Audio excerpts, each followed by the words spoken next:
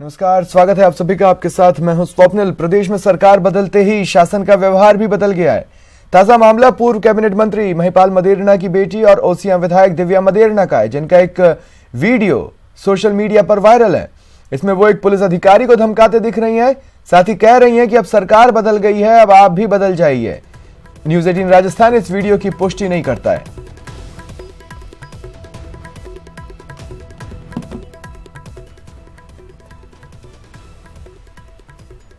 Constable रख ले, ये सुचारू कर देना, ये खड़े होकर नोट मांगने वाले सिस्टम बंद कर देना।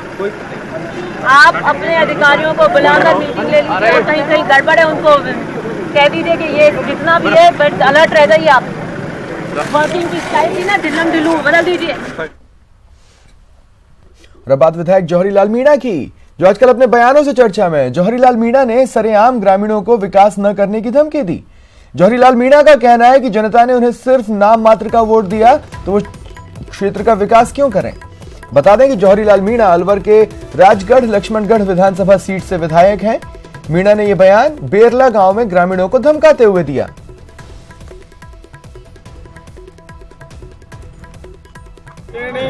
आज ऐसे राष्ट्र जो आज हमें जो इस मंदिर में बैठे ये कांग्रेस देते हैं, और तुम राजपूत लोग नहीं दे वोट कांग्रेस को, तो उनका तो हक छीना। हमको एससी और एसटी मीणा और बैर इनको तो कांग्रेस पार्टी ने सब कुछ दिया है। खुद बच्चों पंचायत और मुझसे क्या मांगते हो तुम इस बात में। मुंबई में एक विक्रोली स्टेशन पर एक मां ने अपनी बेटी के साथ खुदकुशी की कोशिश की, लेकिन लोको पायलट ने ट्रेन को सूझबूझ दिखाते हुए रोक लिया। पूरी घटना सीसीटीवी में कैद हो गई। तस्वीरों में महिला स्टेशन पर अपनी बेटी के साथ खड़ी रहती। प्लेटफॉर्म पर लोकल ट्रेन आने वाली होती है और इसी बीच वो पटरी पर पहुंच जाती है। उसकी बेटी महिला को खींचती है, लेकिन महिला नहीं उठती। बाद में ट्रेन के रुकने पर लोग उस महिला को प्लेटफॉर्म पर खींच लेते हैं। पूछताछ में पता चला कि महिला अपने पति से परेशान थी।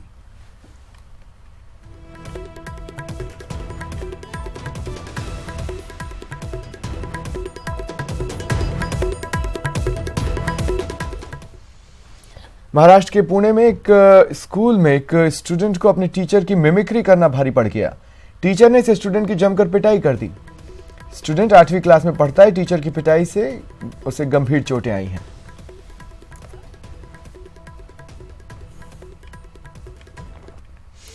इधर गुजरात के बनासकांठा में पहलवानों की सरेराह रेसलिंग हुई।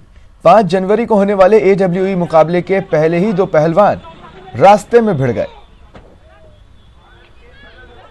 वीडियो में एक पहलवान ने दूसरे पहलवान को उठाकर कार के बोनट पर पटक दिया।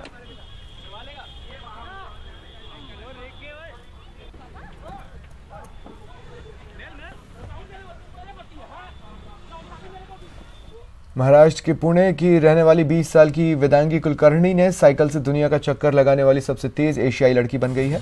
वेदांगी ने रविवार को कोलकाता में तड़के साइकिल चलाकर इसके लिए जरूरी 29,000 किलोमीटर की मानक दूरी को तय किया।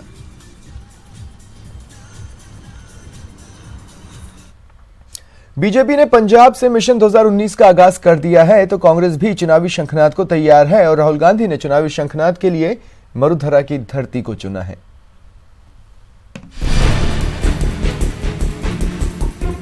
मिशन 2019 के लिए कांग्रेस तैयार। अब कर्ज माफी को भुनाएगी कांग्रेस। किसान रैली से राहुल करेंगे चुनावी शंखनाद।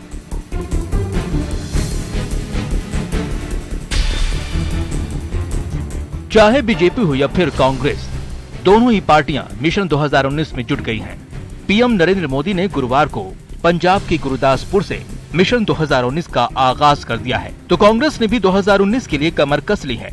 कांग्रेस ने 2019 के चुनावी शंखनाद के लिए मरुधरा को चुना है। लोकसभा चुनाव से पहले कांग्रेस किसानों की कर्ज माफी के मुद्दे को लेकर किसानों के बीच एक बड़ा संदेश देने की तैयारी कर रही है, और उसकी शुरुआत कांग्रेस के राष्ट्रीय अध्यक्ष राहुल गांधी 9 जनवरी को जयपुर से करेंगे।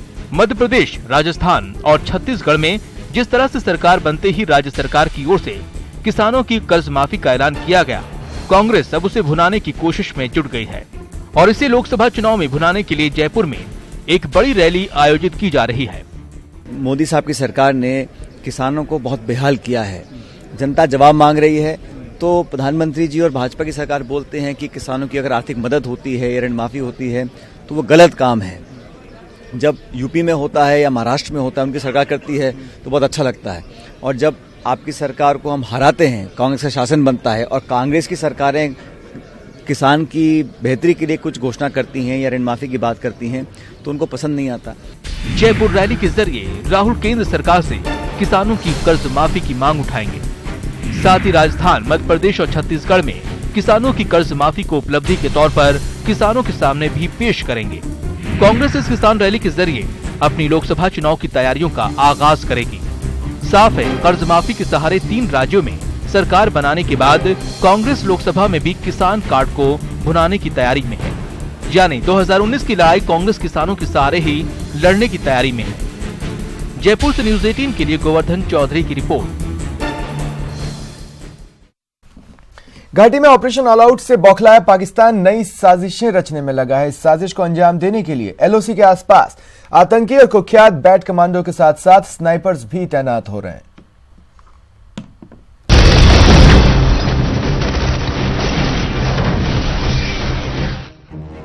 एलओसी पर भारतीय जवान अलर्ट हो गए हैं। किसी भी नापाक हमलों से निपटने के लिए बीएसएफ ने रणनीति भी तैयार कर ली है और ये संदेश भी दे दिया गया है कि अगर अब की बार पाकिस्तान ने कोई हिमाकत की तो उसे भारी खामियाजा भुगतना पड़ेगा।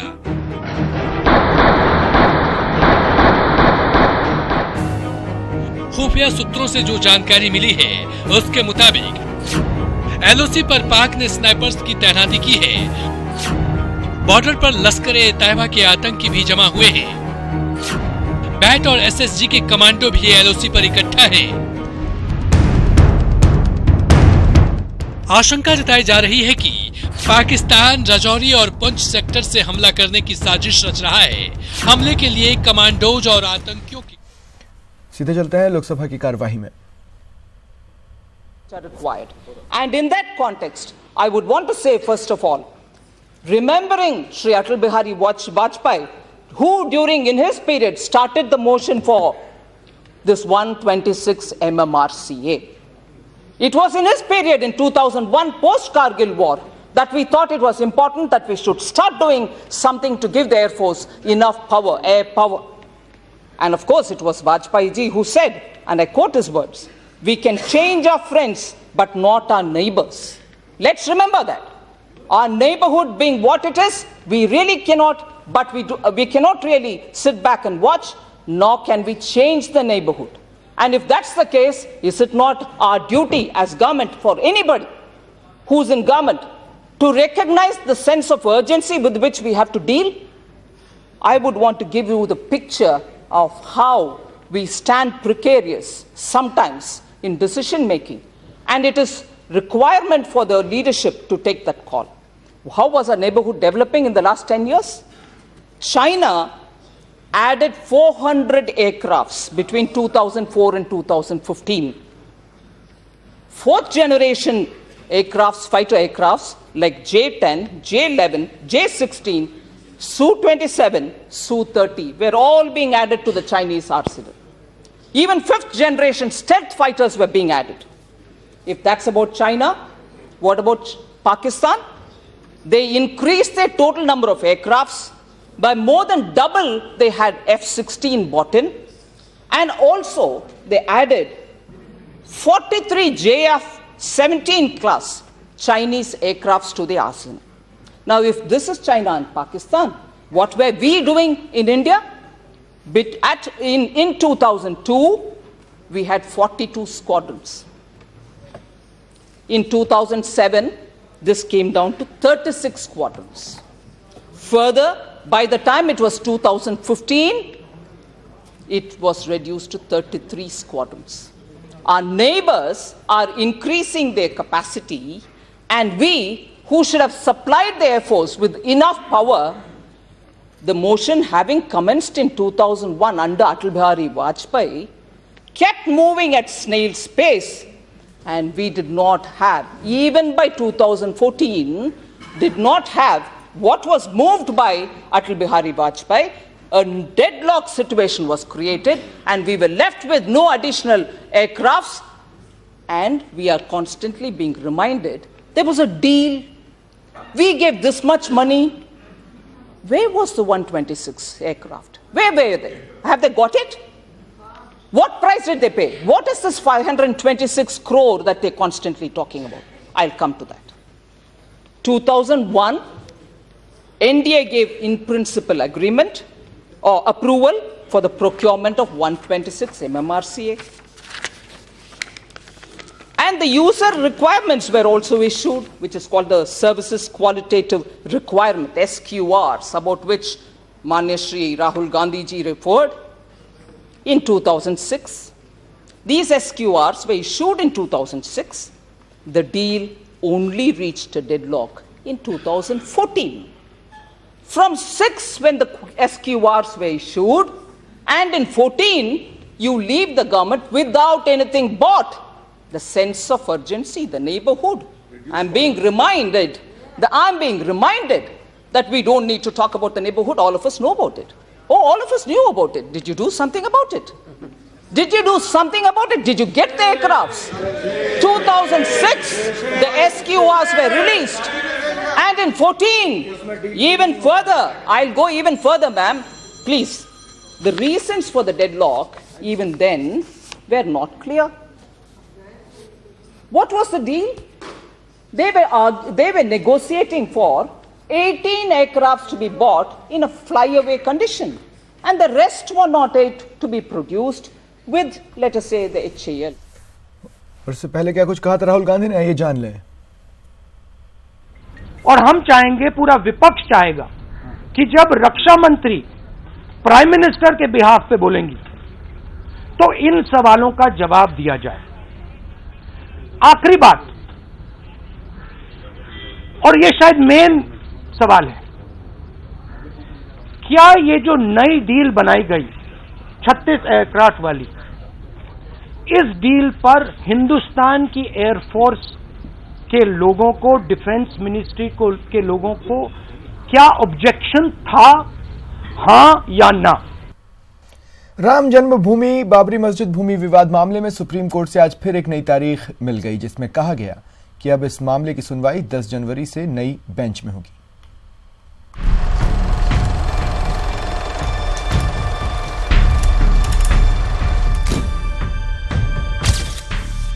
अब 10 जनवरी को राम मंदिर मामले की सुनवाई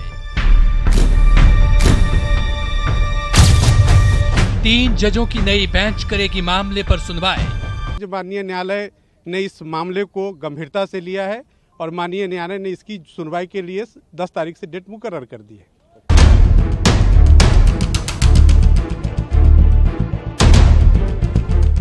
नए साल में शिद्दत से लोग इंतजार कर रहे थे जिस फैसले का, उस फैसले पर सुनवाई के लिए सुप्रीम कोर्ट ने 10 जनवरी की नई तारीख तय कर दी है। जी हां, इतना जरूर है कि सुप्रीम कोर्ट ने अब यह तय कर दिया है कि 10 जनवरी को 3 जजों की बेंच में इस मामले की सुनवाई होगी। यानी 2 जजों की बेंच में अब तीसरे जज भी शामिल होंगे। चीफ जस्टिस ने यही कहा है कि 10 जनवरी को हम ये मैटर लगा रहे हैं, ये डिसाइड करने के लिए कि अप्रोप्रिएट बेंच इस मामले में फर्दर ऑर्डर क्या पास करेगी। तो 10 जनवरी को ये मैटर अब अप्रोप्रिएट बेंच या विशेष पीठ के सामने लगाया जाएगा। सुप्रीम कोर्ट में इलाहाबाद हाईकोर्ट के फैसले के खिलाफ अपील की गई है, जिसमें इलाहाबाद हाईकोर्ट ने आदेश दिया था कि 2.77 एकड़ जमीन को 3 बराबर भागों में बांटा जाए। निर्मोही अखाड़ा, रामलला और सुन्नी वक्फ बोर्ड को बराबर हिस्सा मिले। सुप्रीम कोर्ट में इस मामले में इससे पहले 29 अक्टूबर को सुनवाई हुई थी। तब सुप्रीम कोर्ट ने कहा था कि जनवरी के पहले हफ्ते में उपयुक्त पीठ के सामने इस मामले की सुनवाई होगी और उसी फैसले के आधार पर यह फैसला दिया गया है कि 10 जनवरी को 3 जजों की बेंच राम जन्मभूमि बाबरी मस्जिद विवाद मसले पर सुनवाई करेगी। हम 10 जनवरी को भी मांग करेंगे इस मामले की, क्योंकि प्लीडिंग्स कंप्लीट हैं, डॉक्यूमेंट्स का आदान प्रदान हो चुका है, ट्रांसलेशंस कंप्लीट हैं, तो हम डेफिनेटली उनके सामने मांग करेंगे कि इस मामले की डे टू डे सुनवाई की जाए। तो ये मानते हैं कि 90 दिन के अंदर इलाहाबाद हाईकोर्ट ने अपना फैसला सुनाया था डे टू डे हियरिंग करके, और ये फर्स्ट अपील है। सुप्रीम कोर्ट के अंदर 60 दिन के अंदर हियरिंग्स कंक्लूड हो सकती है। पीएम मोदी पहले ही साफ कर चुके हैं कि कानून के मुताबिक ही मंदिर बनेगा, लेकिन बीजेपी नेता सुब्रमण्यम स्वामी सरकार पर ही सवाल खड़े कर रहे हैं। साफ साफ कह रहे हैं, अपना वादा निभाओ, नहीं तो मुंह दिखाने के काबिल नहीं बचेंगे। आज तिथि तय तब हो गया 10 तारीख, और उस दिन बेंच जो बैठेगी वो कॉज लिस्ट में आ जाएगा। तो 3 लोगों का होना है। आज तो दो जजेस की बेंच थी, चीफ जस्टिस की bench.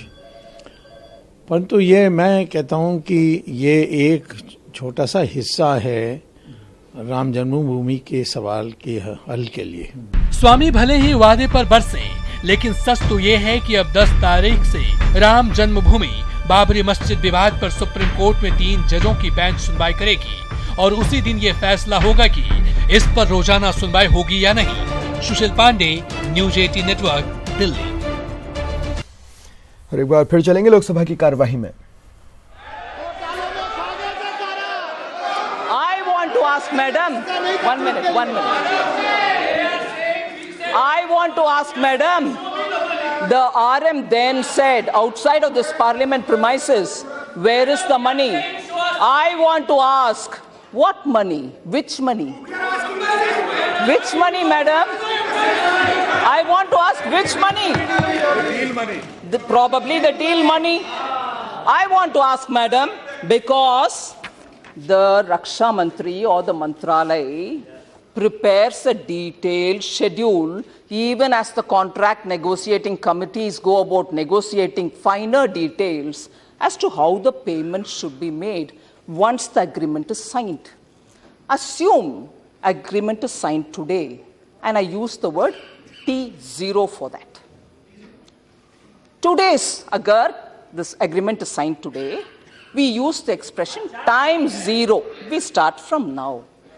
The planning in the ministry, is done in such a way that when T0, that is when you sign the agreement, you have not signed it already. But when you sign the agreement at T0, you have to pay 15% advance. Then T0 say plus 6 months. T0 plus 6 months, you have to pay another something. T0 plus 8 months you have to do. So, the point that I want to tell here is the timeline for the payment, the quantum of payment, the percentage of the total cost of the payment for the aircraft, separately for the weapon system, are all well prepared and kept in the ministry. You cannot come at that time when you're saying, Madam, interestingly, we are also repeatedly told and reminded, the company's CEO said 95% the deal was all through, only 5%. We couldn't complete that 5%. On all that is reminded to us saying we were almost at the verge of completing the agreement, which means they knew also the payment schedules. They also have made a provision in the ministry for it. And in February 2014, how did the Raksha Mantri come out to say, where is the money? Which money is he talking about? Which money is he talking about?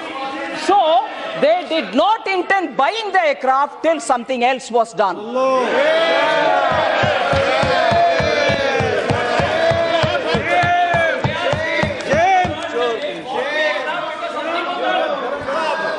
Madam, let me tell you here one thing. There is a difference between defense dealings and dealing in defense. We don't do defense dealings. We deal with defense with national security as a priority.